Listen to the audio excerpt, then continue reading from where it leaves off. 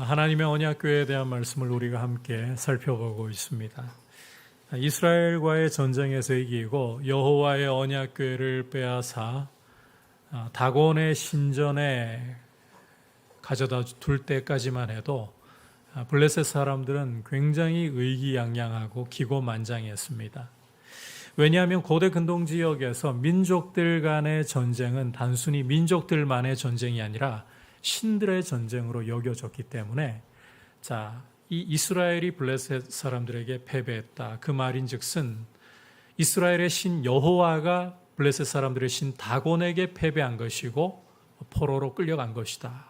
이런 인식이 있었기 때문이었습니다. 하지만 여호와의 궤를 다곤의 신전 안에 둔 다음 날부터 블레셋 사람들에게 다곤에게 큰 재앙이 임하기 시작했습니다. 먼저는 다곤 신전에다가 여호와의 언약궤를 둔 다음 날 이 다곤 신상이 여호와의 언약궤 앞에 엎드러져서 경배하고 굴복하는 모습을 보이는 겁니다. 뿐만 아니라 그 다음 날에는 엎드러진 것을 넘어서서 아예 이제는 이 머리와 손목이 잘려진 채 제물이 되고 전리품이 된 다곤의 모습을 블레셋 사람들이 보게 된 것이었습니다.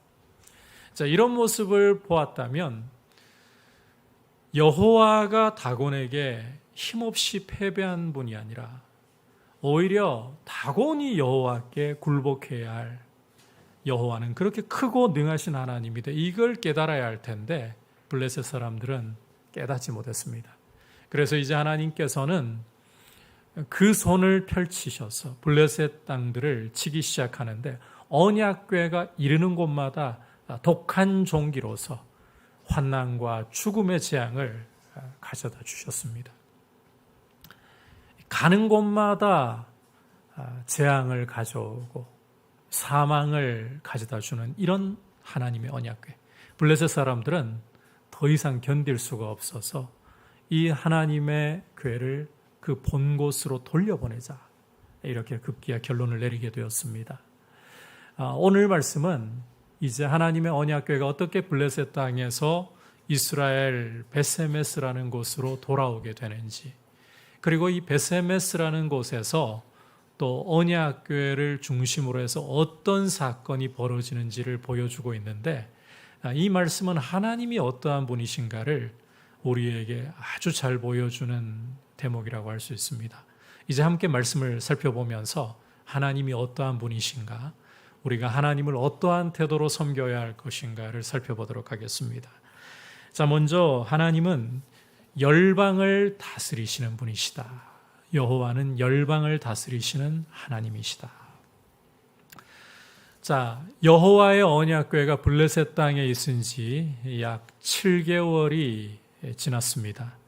그 사이에 우리가 앞서 본 것처럼 여호와의 궤는 가는 곳마다 독한 종기로, 여호와의 궤가 가는 곳보다 여호와의 손이 독한 종기로 블레셋 사람들을 쳤습니다. 환난과 사망의 재앙을 가져다 주었습니다. 그래서 이제 블레셋 사람들은 하나님의 언약궤를 돌려보내자, 이런 결론을 내렸다는 것을 우리가 보았잖아요. 하지만 블레셋 사람들은 여호와의 궤를 그냥 돌려보낼 수는 없고 어떻게 돌려보내야 할지 이 방법을 모색하자. 그래서 그들은 블레셋 종교 지도자들에게 이 문제를 의뢰합니다. 함께 3절 한 목소리로 읽어보겠습니다. 시작. 그들이 이르되 이스라엘 신의 궤를 보내려거든 거저 보내지 말고 그에게 속건제를 드려야 할지니라. 그리하면 병도 낫고 그의 손을 너희에게서 옮기지 아니하는 이유도 알리라 하니. 의뢰를 받은 블레셋 종교 지도자들은 여호와의 궤를 그냥 돌려보내서는 안 되고 속건제물을 함께 보내어서 여호와께 영광 돌려야 된다. 속건제물을 함께 여호와께 드려서 여호와께 영광을 돌려야 한다. 보다 구체적으로는 4절과 5절에서 보듯이 블레셋 지도자들의 숫자를 따라서 금독종 5개와 금쥐 5마리를 만들어서 여호와께 속건제로 삼아야 한다라고 그들은 제안을 하고 있습니다. 참고로 이 속건제라는 제사는 성물을 범했을 때, 하나님께 속한 성물을 범했을 때 드려야 하는 제사입니다. 그러니까 이 여호와의 언약궤에 대해서 블레셋 사람들이 이제 우리가 죄를 지었다, 이걸 인정하는 모습을 보여주고 있다는 거죠. 자, 주목할 것은 이렇게 여호와께 속건제를 드려야 한다라고 제안하면서 블레셋 종교 지도자들이 다음과 같은 말을 하고 있다는 것입니다. 함께 6절 한 목소리로 읽어보겠습니다. 시작. 애굽인과 바로가 그들의 마음을 완악하게 한 것 같이 어찌하여 너희가 너희의 마음을 완악하게 하겠느냐. 그가 그들 중에서 재앙을 내린 후에 그들이 백성을 가게 함으로 백성이 떠나지 아니하였느냐. 자, 블레셋 종교 지도자들은 출애굽 당시 애굽 사람들과 바로가 10가지 재앙에도 불구하고 마음을 아주 완고하게 하다가 나라가 풍비박산 났던 이야기를 지금 하고 있습니다. 출애굽 당시에 애굽이 풍비박산 난 사건은 이 가나안 땅에까지 소문이 퍼질 정도로 굉장히 큰 사건이었고, 블레셋 종교 지도자들은 이 출애굽 때를 회상하면서 우리가 애굽 사람들이나 바로가 한 것처럼 그렇게 완고하게 행하지 말자, 재앙을 당하지 말자, 지금 이 이야기를 하고 있는 거예요. 여러분, 자, 이 부분을 잘 주목해 보셔야 돼요. 블레셋 종교 지도자들은 속건제물을 여호와께 드리자, 속건제물을 드리자. 그러면서 애굽 사람들이 과거에 행한 것처럼 마음을 완고하게 써서 우리가 재앙을 당하지 말자, 이렇게 이야기를 하고 있단 말이에요. 이것은 마치 출애굽 당시에 이스라엘이 거의 나라가 망하다시피 한 애굽 사람들에게 물건을 요구할 때에, 금이나 은이나 물건을 요구할 때에 애굽 사람들이 그 요구대로 다 내어준 것과 비슷한 상황이라는 겁니다. 그때의 일을 연상케 하고 있습니다. 자, 여러분께서 출애굽기를 보시면 이 출애굽할 당시에 애굽 사람들이 이스라엘이 요구하는 대로 물건을 주었다. 번역이 곱게 되어가지고, 우리말로 곱게 되어가지고 요구하는 대로 주었다지, 이걸 원문대로 여러분께서 살펴보시면 약탈했다는 뜻입니다. 이스라엘이 애굽 사람들에게 물건을 내놔라, 승자가 패자에게 전리품을 취하듯이 그렇게 약탈해갔다. 출애굽은 이스라엘이 승자가 되고 애굽이 패자가 되었다, 이걸 똑똑히 보여주는 사건이었다는 거예요. 자, 이런 상황이 다시금 블레셋 땅에서 블레셋 종교 지도자들에 의해서 재현이 되고 있다는 거예요. 승자인 줄 알았던 블레셋 사람들이 다곤이 이제는 철저하게 여호와에게 패자가 되어서 속건제물을 바쳐야 된다, 전리품을 바쳐야 된다, 이런 상황이 지금 이루어지고 있다는 것입니다. 과거 출애굽과 한 가지 차이점이라면, 과거에는 이스라엘 사람들이 애굽 사람들에게 전리품을 취해갔습니다. 그러나 이제는 여호와께서 직접 블레셋 사람들에게 전리품을 취하고 계신다는 거예요. 이것을 통해서 하나님은 블레셋 사람들에게 여호와는 단순히 이스라엘만의 하나님이 아니라 블레셋 땅에서도 동일하게 하나님이시고 블레셋 땅을 넘어서 열방을 다스리시는 분이 바로 여호와이시다, 이 사실을 잘 보여주고 계시는 것입니다. 여러분, 하나님은 단순히 이스라엘 안에, 오늘날로 이야기하자면 교회 안에 국한되어 계시는 분이 아니라 온 세상을 다스리시는, 열방을 다스리시는 크고 두려우신 하나님이시다. 이 사실을 오늘 말씀을 통해 우리가 주목을 해야 된다는 겁니다. 이렇게 크고 두려우신 하나님은 참 역설적으로 신비롭게 일하신다는 사실을 오늘 말씀에서 우리가 또 주목해 볼 필요가 있습니다. 참 크신 하나님이 역설적으로 신비롭게 일하신다. 여러분, 블레셋 사람들에게 이스라엘이 전쟁에서 패배했다. 여호와의 언약궤가 그들에게 뺏겼다. 이 사실은 눈으로 볼 때에 이스라엘의 신 여호와가 패배하는, 포로로 잡혀가는 굉장히 처참한 실패의 사건이었습니다. 이스라엘 입장에서도 이건 도저히 상상할 수 없는 수치와 굴욕의 사건이었어요.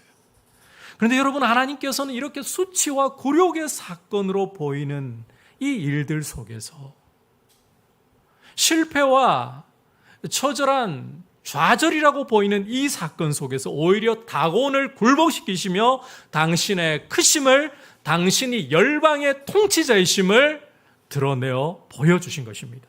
역설로 일하시는 거죠. 여러분, 하나님께서는 역설로 일하시는 분이에요. 사실 이게 우리가 사무엘상을 지금까지 공부하면서 1장부터 6장까지 계속해서 보아온 내용이었습니다. 무자한 한나를 하나님께서 기도를 들으시고 사무엘과 같은 한 시대를 여는 위대한 인물을 낳는 어머니가 되게 하시는 분. 당대의 제사장들을 제쳐두고 하나님께서 어린 아이 사무엘을 통하여 말씀하시는 분, 역설로 일하시는 분이라는 거죠. 여러분, 우리가 생각할 때에 왜 하나님은 굳이 역설로 일하시나? 그냥 쉽게 힘이 있으면 확 힘을 쏟아부어 버리는 게 쉽지 않나? 그런데 여러분, 힘이 있다고 그 힘을 쉽게 쏟아부어 버리는 것은 진정한 능력이 아닙니다. 오늘 여러분들에게, 예배 오신 여러분들에게 갑자기 하나님이 돈을 쏟아부어 주셔가지고 이 백만장자가 되게 하셨다, 억만장자가 되게 하셨다. 여러분, 그 돈 가지고 마음대로 돈 쓰면서 여러분들 힘 휘두르는 거 어려운 일입니까? 어려운 일은 아닙니다. 있는데 쓰는 거죠. 그런데 아무것도 없어요. 아무것도 없어요. 아무것도 없는데 기도할 때에, 자, 여러분 조지 뮬러 목사님 아시죠? 5만 번 기도의 응답을 받았다라고 우리가 잘 알고 있는 조지 뮬러 목사님. 아무것도 없는데 수백 명의 고아들을 위해 기도할 때에 하나님이 음식을 제공해 주시고 그 고아들로, 믿음의 사람들로 훌륭하게 자라게 하신, 여러분, 뭐가 큰 일이라고 생각하십니까? 후자인 거죠, 후자. 하나님은 역설로 일하심으로써 당신이야말로 얼마나 크신 분이신가를 오히려 드러내어 보여주시는 거예요. 이런 역설을 무엇보다 잘 보여주는 현장이 바로 우리 주 예수님의 십자가입니다. 여러분, 예수님의 십자가는 세상의 눈으로 볼 때 잘 봐주면 유대인 지도자들에게 억울한 누명을 쓰고 죽임당한 십자가. 세상의 눈으로 볼 때에는 이 십자가가요, 수치와 굴욕과 조롱과 저주의 십자가입니다. 그래서 사도 바울은 고린도에 보내는 편지에서 유대인들에게는 이 십자가가 거리끼는 것이고 이방인들에게는 이 십자가는 미련한 것으로 보인다라고 분명히 말씀을 하고 있습니다. 그런데 하나님께서는 이 수치와 굴욕과 패배로 보이는 십자가를 통해서 예수 그리스도께서 그 십자가의 죽으심으로 피 흘리심을 통해서 마귀의 정수리를 박살을 내셨습니다. 여러분, 마귀가 그 권세를 떨치는 것은 죄 아닙니까? 예수님의 피가 우리의 모든 죄값을 지불하심으로써 이 수치와 저주의 십자가를 통해 주님은 오히려 죽음의 권세를 잡은 자 마귀를 깨뜨리시고 승리하심으로 가장 높으신 분이심을 온 천하에 드러내셨습니다. 여러분, 이게 진짜 능력이고 이게 진짜 큰 것 아닙니까? 힘이 있는데 누가 못 휘둘러요? 여러분, 러시아 세계 2위 군사력을 자랑했지 않습니까? 우크라이나쯤이야 가볍게 짓밟아버리고 자기네 땅으로 만들 수 있다고 생각하고 침공을 했는데 지금 상황이 어떻습니까? 힘이 있으면 그렇게 휘두르는 거 어려운 일 아니에요. 그게 정말 큰 능력인가요? 아닙니다. 오히려 저기에서는 도대체가 뭔가 나올 것이 없다고 생각하는데, 저기에서는 절망 외에는 더 이상 나올 것이 없다고 생각하는데, 하나님을 의지하고 하나님께 기도할 때에 소망이 싹트기 시작하고 생명이 일어나기 시작하고, 그게 승리 아니고 무엇입니까? 그게 능력 아니고 무엇입니까?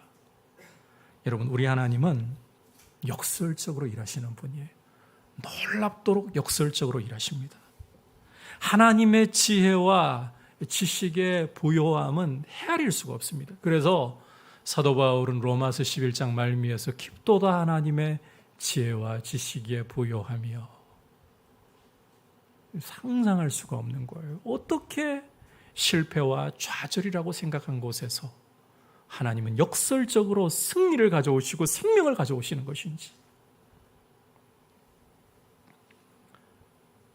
그렇다면 여러분, 우리 삶 가운데에서 하나님의 말씀을 따라가다가 실패하고 인생이 꼬이는 것 같을 때 여러분들에게 한번 여쭤보고 싶습니다. 그게 패배입니까? 그게 실패입니까? 아닙니다. 하나님은 그 실패 가운데에서 오히려 당신의 능력을 드러내시고 당신의 영광을 드러내시고 승리로 이끌어 가실 줄 믿습니다. 그래서 여러분께서 하나님의 말씀을 따라 여러분의 인생길을 걸어가면서 추락하는 것처럼 보이고 골짜기로 떨어지는 것처럼 보일 때에 거기에서 낙심하고 좌절하는 것이 아니라, 하나님은 이 골짜기 가운데에서 오히려 새 생명을 일으키실 것이고 새로운 역사를 행하심으로 승리하시고 당신의 크심을 드러내실 것이다. 이 믿음 가운데 여러분 굳게 서기를 축복합니다. 하나님은 크신 분이시고 하나님은 역설로 일하시는 열방의 통치자이시다. 이제 두 번째로 오늘 말씀은 여호와께서 만물을 다스리시는 하나님, 만물의 통치자이심을 보여주고 있습니다. 자, 앞서 블레셋 종교 지도자들은 하나님의 교회를 그 본 곳으로 돌려보낼 때에 속건제물과 함께 돌려보내야 한다. 그렇게 함으로 우리가 애굽 사람들처럼 재앙당하는 일을 하지 말자, 항복을 선언했습니다. 자, 그리고 그들은 이렇게 하나님의 교회를 돌려보내는 부분에서 한 가지를 더 제안을 하는데, 마지막으로 한 번만 더 확인해 보자고 제안합니다. 우리 땅에 임한 이 큰 재앙이 정말 여호와의 손이 그 재앙을 더한 것인지 아니면 우연히 일어난 일인지, 이거 한 번만 마지막으로 우리가 확인을 해보자. 그래서 어떤 제안을 하느냐, 7절부터 9절까지 이 블레셋 종교 지도자들의 제안 함께 읽어보도록 하겠습니다. 시작. 그러므로 새 수레를 하나 만들고 멍에를 메어보지 아니한 젖나는 소 2마리를 끌어다가 소의 수레를 메우고 그 송아지들은 떼어 집으로 돌려보내고 여호와의 궤를 가져다가 수레에 싣고 속건제로 드릴 금으로 만든 물건들은 상자에 담아 궤 곁에 두고 그것을 보내어 가게 하고 보고 있다가 만일 궤가 그 본 지역 길로 올라가서 벳세메스로 가면 이 큰 재앙은 그가 우리에게 내린 것이요 그렇지 아니하면 우리를 친 것이 그의 손이 아니요 우연히 당한 것인 줄 알리라 하니라. 자, 이렇게 같이 막 읽다 보니까 무슨 내용인지 그냥 스르륵 지나가서 정리가 잘 안 되실 수도 있는데, 블레셋 종교 지도자들은 정말 여호와의 손이 우리 땅에 재앙을 가져온 것인지 시험을 해보자. 그 시험의 도구가 바로 새로운 수레를 만들고, 자, 헌 수레는, 쓰던 수레는 불결하다, 부정을 탄다, 이런 인식이 있어서 새 수레를 만들고, 젖나는 암송아지, 그런데 멍에를 한 번도 메어보지 아니한 젖나는 암송아지 2마리를 끌어오는데 새끼들은 떨어뜨려서 집에 가둬두고 거기에다가 이제 이 수레를 메워서 언약궤와 속건제물을 실어서 보내자는 거예요. 만약 이 수레를 끌고 있는 소가 곧장 이스라엘 땅으로, 벳세메스 땅으로 가면 이건 틀림없이 여호와가 우리 땅에 재앙을 내린 것이다. 그렇지 않고 소들이 제 멋대로 통제가 안 된다. 그러면 우연히 일어난 일이다. 이렇게 지금 시험을 해보자는 거예요. 여러분, 한번 생각을 좀 해봐야 됩니다. 멍에를 한 번도 안 메어본 소입니다. 소 두 마리 다. 멍에를 메우는 게 쉬울까요? 어려울까요? 어려워요. 날뛸 수가 있어요. 게다가 이 소들은 젖나는 암소들, 새끼가 있는 암소들이에요. 자, 이 새끼들을 분리시켜 놓고 집에다가 딱 가두어 놓고, 자, 이 소에게 멍에를 메웠다고 쳐요. 이 소들이 알아서 고분고분 베세메스로 가줄까요? 사실상 불가능입니다. 이 젖나는 소들은요, 송아지들이 음매하고 엄마를 찾잖아요. 당장 송아지들에게로 달려가 버릴 겁니다. 그래서 지금 이 블레셋 종교 지도자들이 제안하고 있는 일은 상식적으로는 말이 안 되는 겁니다. 못 가요. 수레가 절대로 베세메스 길로 갈 수가 없는 이런 시험인 거예요. 그럼에도 불구하고, 자, 이 소들이 수레를 끈 채 그대로 베세메스로 직행한다. 이건 여호와께서 하시는 일 아니면 절대로 불가능한 일이라는 것입니다. 과연 그러면 이제 이 시험의 결과가 어떻게 나올 것인가? 우리 함께 10절부터 12절까지 해서 한 목소리로 읽으면서 확인해 보겠습니다. 시작. 그 사람들이 그같이 하여 젖나는 소 둘을 끌어다가 수레를 메우고 송아지들은 집에 가두고 여호와의 궤와 및 금시와 그들의 독종의 형상을 담은 상자를 수레 위에 실으니 암소가 베세메스 길로 바로 행하여 대로로 가며 갈 때에 울고 좌우로 치우치지 아니하였고 블레셋 방백들은 베세메스 경계선까지 따라가니라. 자, 지금 블레셋 방백들이 베세메스 길까지 따라가면서 확인을 하고 있는 상황입니다. 이 두 눈을 똑똑히 뜨고 정말 이러면서 가고 있는 거예요. 소들이 어떻게 가느냐? 이 암소들이라고 했잖아요. 새끼를 떼어서 집에 가두어 두었다고 했잖아요. 그러니까 이 새끼들 때문에 암소들이 울고 있어요. 송아지들에게 돌아가고 싶어서 울고 있어요. 그런데 희한하게 이 소들이 자기 새끼들에게 돌아갈 수 있는 게 아니라 수레를 끄는 채 계속 베세메스 길로 대로로 계속 직행하고 있더라는 거예요. 마치 자동 항법 장치를 달아가지고 움직이게 하는 것처럼 소들이 그렇게 움직이고 있는 거예요. 여러분, 이 소들이, 그 어미 소들이 길을 가면서 울었다는 것은 본능을 따라 새끼에게 돌아가려고 한다는 겁니다. 그런데 못 가요. 그렇다면 이게 무슨 이유이겠습니까? 보이지는 않는데 여호와의 손이 이 소들의 고삐를 잡고 끌고 가고 있다는 것입니다.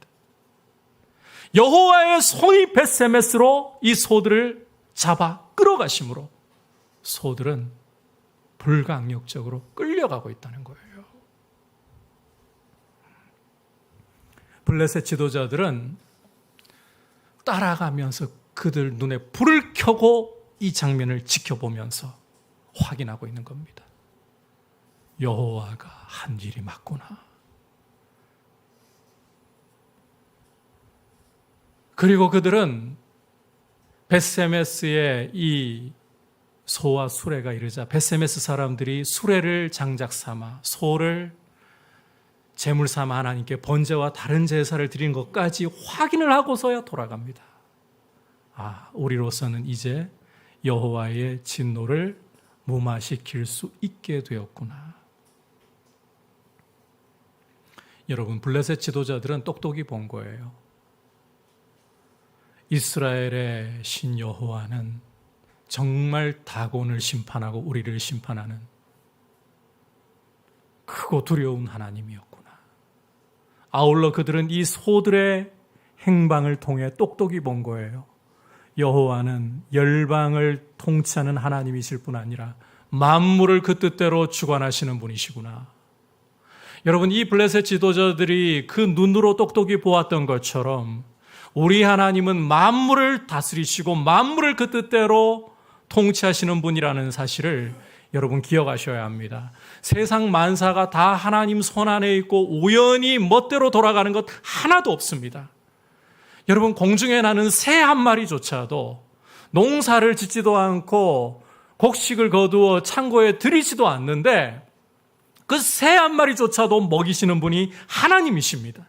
오늘 피었다가 내일에는 아궁이에 던져질 들풀도 그저 풀 한 포기도 솔로몬이 입은 모든 영광보다 더 아름답게 입히시는 분이 하나님이십니다. 지금 우리 대한민국은 극한호우라는 명칭을 쓰고 있죠. 극한호우로 인해서 지금 큰 피해를 보고 있습니다. 충주의 오송이라는 지역에서는 지하차도에 차들이 진입해 있는 상태에서 침수가 일어나서 제가 아까 1부와 2부 사이에 뉴스를 보니까요, 7번째 사망자를 건져냈어요.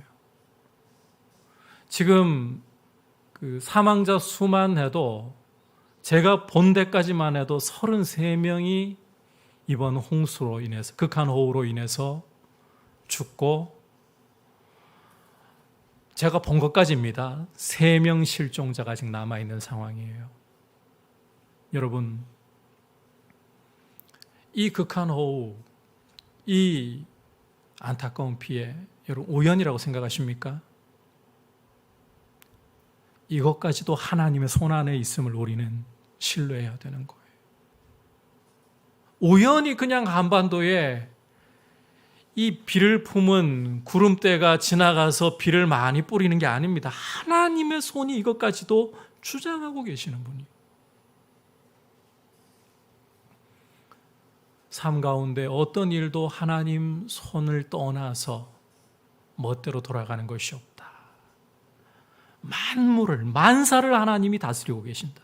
그러므로 여러분, 여러분의 삶의 모든 사건들 속에서 하나님이 일하고 계시고 하나님이 여러분들 삶 속에서 말씀하고 계시고 그 뜻을 이루어가고 계신다는 사실을 꼭 가슴에 새길 수 있기를 축복합니다. 아울러 여러분들께서 여러분들의 삶을 살아가면서 여러분에게 닥쳐오는 여러 가지 일들을 볼 때에 그냥 우연히 닥쳐온 것처럼 어쩌다 보니 어떤 나의 행위에 이 원인과 결과, 이 인과관계에 의해 일이 일어난 것처럼만 생각하지 마십시오. 하나님께서 하시지 않으면 우리 삶에 어떠한 것도 이루어질 수 있는 것 없습니다. 그렇다면 우리가 우리 삶을 살아가면서 내 삶 속에서 하나님이 이 사건을 통해 사람과의 만남이라면 이런 만남을 통해 무엇을 나한테 보여주시려고 할까? 무엇을 말씀하시려고 할까? 그분을 찾고 그분에게 귀를 기울이려고 하면서 배우려고 하셔야 돼요. 여러분, 아무리 큰 기적이 우리 삶 가운데 일어나도요, 하나님을 찾을 줄 모르는 사람들은 그냥 그 기적 때문에, 큰 일 때문에 놀라면서 그게 전부예요. 큰 일이 일어났다고. 그러나 하나님을 찾을 줄 알고 하나님을 볼 줄 아는 사람들은 작은 일상 속에서도 하나님이 일하시는 것을 보면서 이 일을 통해 하나님이 어떤 일을 하시려고 할까? 하나님이 어떤 말씀을 하시려고 할까? 여기에 마음을 둘 줄 아는 것입니다.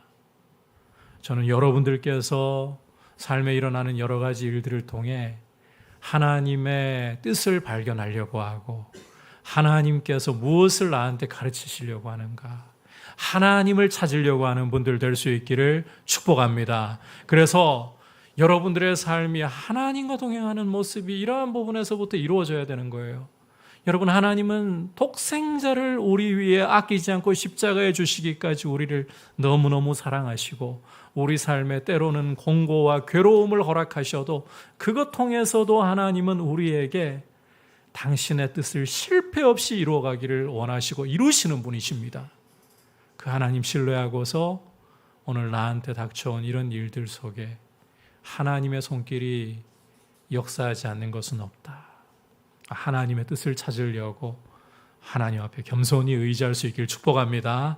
이제 마지막으로, 그렇다면 이렇게 열방을 다스리시고 만물을, 만사를 다스리시는 크고 두려우신 하나님을 우리가 어떤 태도로 섬겨야 할 것인가?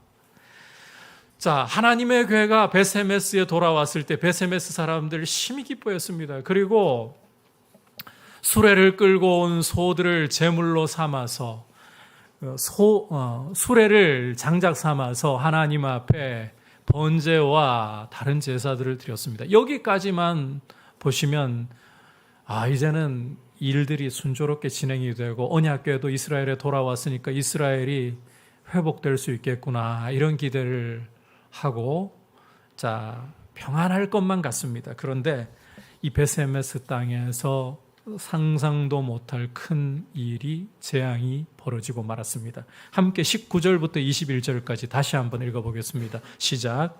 베세메스 사람들이 여호와의 궤를 들여다본 까닭에 그들을 치사 5만 70명을 죽이신지라. 여호와께서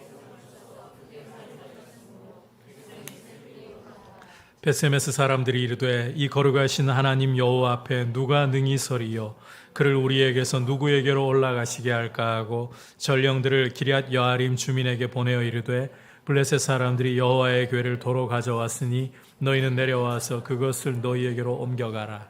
어떤 재앙이 임했습니까? 베세메스 땅에서 괄호 쳐져 있는데요. 5만 70명이 죽임을 당했다. 여호와께서 베세메스 사람들을 크게 살육하시는 일이 벌어졌다라고 말씀을 하고 있습니다. 참고로 이 당시에 베세메스 인구가 많아야 몇천 명이라는 것이 학자들의 중론입니다. 실제 그럴 수밖에 없는 게요. 민수기 읽어보시면 이스라엘 한 지파의 인구가 적은 지파는 3만 명대예요. 그러니까 이 한 성에서 베세메스라는 한 동네에서 5만 명 인구, 오늘날도 그렇게 되기가 쉽지가 않습니다. 그러니까 이 70명이라고 보는 것이 타당하다. 그러면 5만은요. 이거 이야기하면 여러분 어려운 이야기가 나와야 됩니다. 마소라 사본 이야기 나와야 되고 그러니까 이거 좀 패스할게요. 궁금하신 분들 따로 물으러 오시라. 그런데 이 괄호 안의 숫자를 그냥 우리가 접어놓고 본다 해도 70명, 이게 적은 숫자입니까? 많은 숫자입니까? 갑자기 5만 때문에 70이 작아 보이시나요? 지금 여러분 이 극한 호우로 인해서 사람 36명 지금 죽고 실종되고 이래도 대한민국 전체에 지금 뉴스가 나가고 있어요. 이 팔레스타인 땅 커봐야 강원도 정도밖에 안 돼요. 거기서 한 동네가 초토화되어 버렸다. 오늘날로 치면 이건 이스라엘 전역에, 가나안 땅 전역에 공중파를 타고 전해질 소식이라는 거예요. 엄청난 숫자가 죽은 겁니다. 아니, 하나님은 왜 이렇게까지 많은 사람들을 죽이신 것인가? 왜 베세메스 사람들로 하여금 이 거룩하신 하나님 여호와, 이 거룩하신 하나님 여호와 앞에 누가 능히 서리요? 탄식하며 울면서 하나님의 교회를 기럇 여아림으로 보내자, 이런 결론을 내리게 만들어 버리신 것인가? 자, 오늘 19절을 보시면 성경 기자는 그 이유를 이 베세메스 사람들이 여호와의 궤를 들여다본 까닭이라고 설명을 하고 있습니다. 궤를 들여다보았기 때문에. 여러분, 여호와의 궤 좀 들여다보았다고 하나님께서 이렇게까지 많은 사람들을 죽이셔야만 되었단 말입니까? 앞서 말씀드렸잖아요. 숫자로 보면 동네 하나가 지금 초토화되어 버린 상황이라고. 이렇게까지 굳이 하셔야만 했단 말입니까? 여러분, 솔직히 이런 말해서 좀 그럴지 모르겠습니다만 하나님 언약궤 안에 뭐 대단한 게 들어있다고요. 소재로만 따지면 돌판 2개 들어가 있어요. 그때까지도 여전히 보관이 되어 있었는지 모르겠지만 만나담은 그냥 항아리 그거 하나 들어가 있어요. 거기에 하나 더 하자면 아론의 쌍난 지팡이 아시죠? 그 정도가 다예요. 그거 들여다봤다고 이렇게 많은 숫자의 사람들을 죽이시나? 근데 여러분, 문제는 단순히 하나님의 언약궤를 들여다보았다는 데 있지 않습니다. 문제는 들여다본 백성들의 태도에 있는 거예요. 다시 말해서 하나님을 경외하고 하나님을 존중하지 않는 백성들의 태도가 문제였다는 것입니다. 앞서 14절과 15절로 여러분께서 다시 돌아와 보시면 벳세메스 땅으로 이 하나님의 언약궤를 실은 속건제물을 실은 수레가 소들에게 끌려왔을 때에 어떻게 했습니까? 소들을 잡아서 수레를 장작으로 삼아서 하나님께 번제를 드렸다고 했잖아요. 이 소들이 어떤 소였습니까? 젖나는 암소들이었죠. 그런데 여러분께서 레위기 1장 3절을 보시면 하나님 앞에 번제를 드릴 때에 대한 규례를 말씀하면서 하나님께는 숫소를 드려야 한다라고 말씀하는 것을 볼 수 있습니다. 암소가 아닙니다. 숫소를 드려야 되는 겁니다. 여러분, 그 말은 벳세메스 사람들이 하나님의 말씀에 주의하지 않고 하나님께 분별 없이 제사를 드렸다는 거예요. 여러분, 암소인지 수소인지 구분이 안 되고 몰라가지고 이런 잘못을 저질렀다? 제가 봐도 암소, 수소 그냥 구분됩니다. 젖나는 암소라면 딱 봐도 알아요. 이게 암소라는 사실을.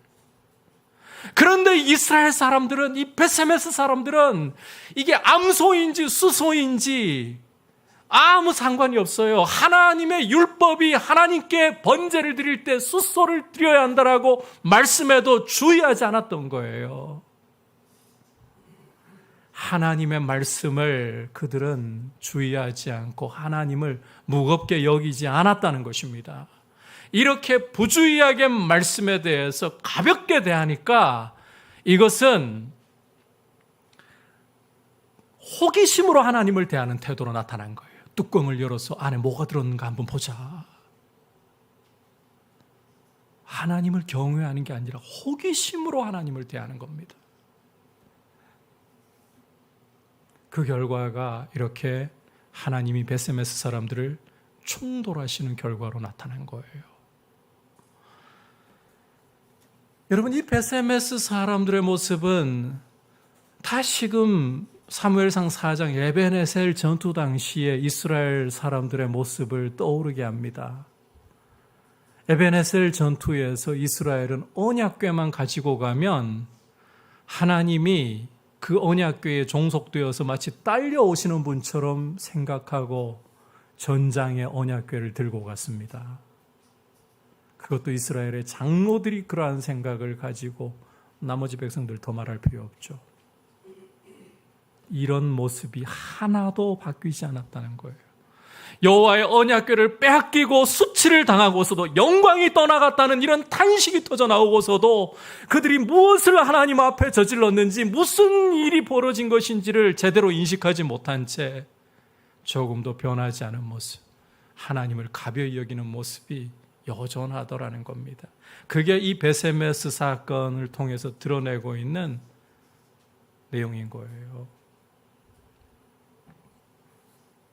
여러분, 하나님은 이 벳세메스 사람들의 탄식 소리에서 보듯이 이 거룩하신 하나님 여호와 앞에 누가 능히 서리요? 거룩하신 분입니다. 거룩하신 분입니다. 크고 두려우신 하나님이십니다.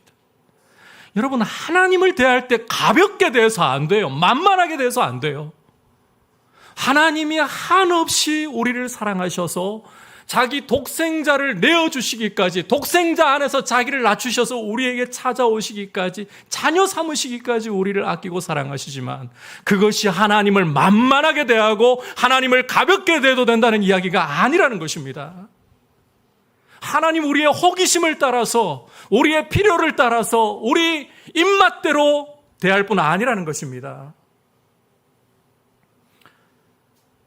20세기 영미권 최고의 설교자라고 불렸던 마틴 로이드 존스 목사님은 심지어 그런 이야기까지 해요. 저는 그분 의견에 동의하진 않아요. 하지만 귀 기울여 들을 필요는 있는 경고 아닌가 생각합니다. 그 당시 이분이 1900년대 초부터 해서 80년대까지 사셨고 또 그렇게 목회하면서 그때만 해도 오늘날보다 훨씬 하나님에 대한 두려움과 존중이 있던 시대인데요. 하나님을 아빠라고 너무 쉽게 부른다. 그렇게 부르지 말라고까지 경고했습니다. 여러분, 성경에서 하나님을 아바 아버지라 부르시느니라. 이 아바라는 건 아람어로 어린 아이가 아빠를 친근하게 부를 때 아빠라고 번역해도 되는 말입니다. 그런 의미에서는 로이드 존스 목사님 의견에 저는 동의하지 않습니다. 그런데 그분 이야기에 귀를 기울일 필요가 있어요. 하나님을 너무 가볍게 생각한다는 거예요. 하나님을 너무 만만하게 대한다는 거예요. 여러분, 하나님 정말 만만한 분이신가요?